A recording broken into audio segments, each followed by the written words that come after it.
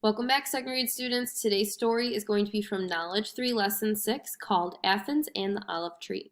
Before we begin our story, we're going to go over our vocabulary words.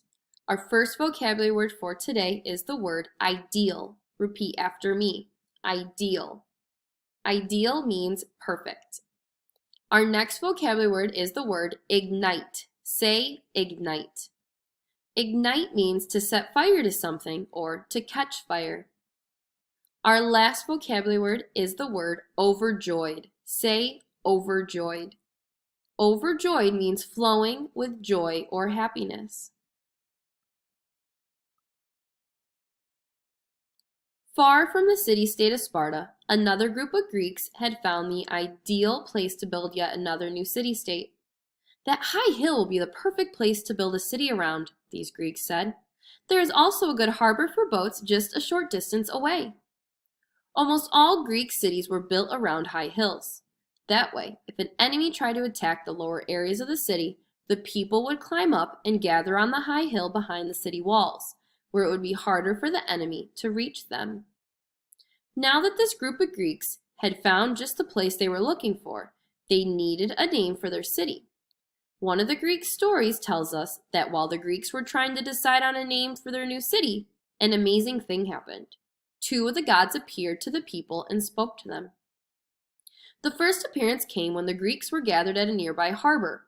The huge, muscular figure of Poseidon rose up from the sea.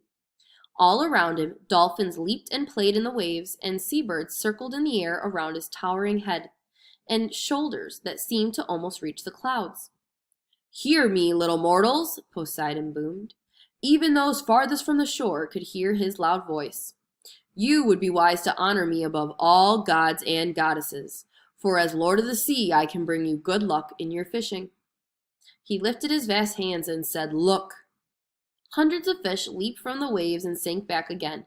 Lowering his hands, Poseidon, who was god of the seas and of all that crosses the seas, including the ships, continued, "I can also bless the safety of your fishermen while they ride upon my waves, and see to it that the ships in which your merchants trade move swiftly and smoothly to distant shores and make it back home again.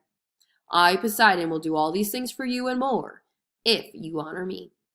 The people were overjoyed to hear his words, and turning to one another, they said, "How wonderful! We shall tell Poseidon that we will pray to him above all other gods."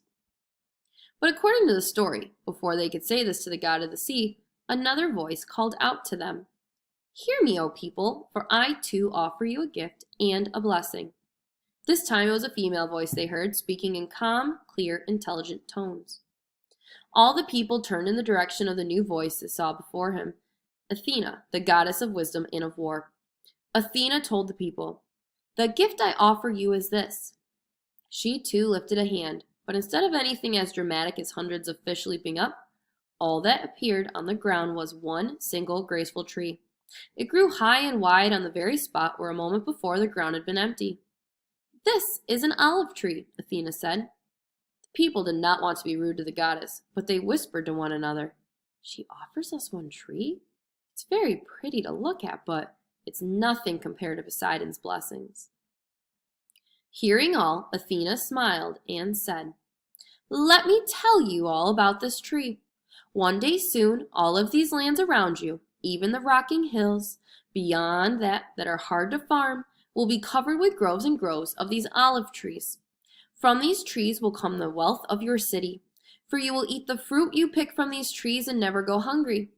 The oil you squeeze from the fruit will be so delicious that its flavor will improve anything you cook with it.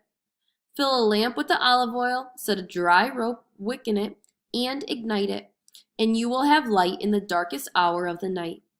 Mix other sweet-smelling herbs into the oil and rub it into your skin, and you will be healthier and cleaner and smell sweeter.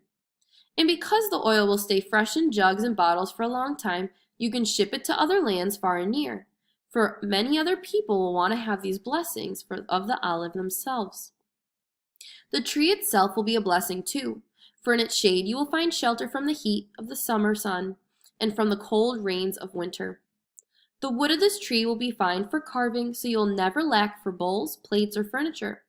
The tree will live for hundreds of years, and if a fire burns it down, it will grow again from the stump that's left behind. Athena continued, "And I tell you this as the goddess of war. The olive branch will become the symbol of peace. Pray to me when you are in danger, and I will protect you." Athena gestured to the olive tree and said, "Here then is food, fortune, and protection that will be the great blessing of your people forever, if you choose to honor me." The people thought about what Poseidon and Athena had offered and came to a decision. They told the god of the sea, "Great Poseidon, you have offered us wonderful things. We will always offer prayers to you and be grateful to you for the riches of the sea, however much you choose to share them from your great and generous heart. But we be the people of Athena and her olive tree." To Athena the people said, "To show our devotion or loyalty to you, we will name our new city Athens, in honor of you and your blessing." And that, the story tells us, is how the Greeks came to call their city Athens.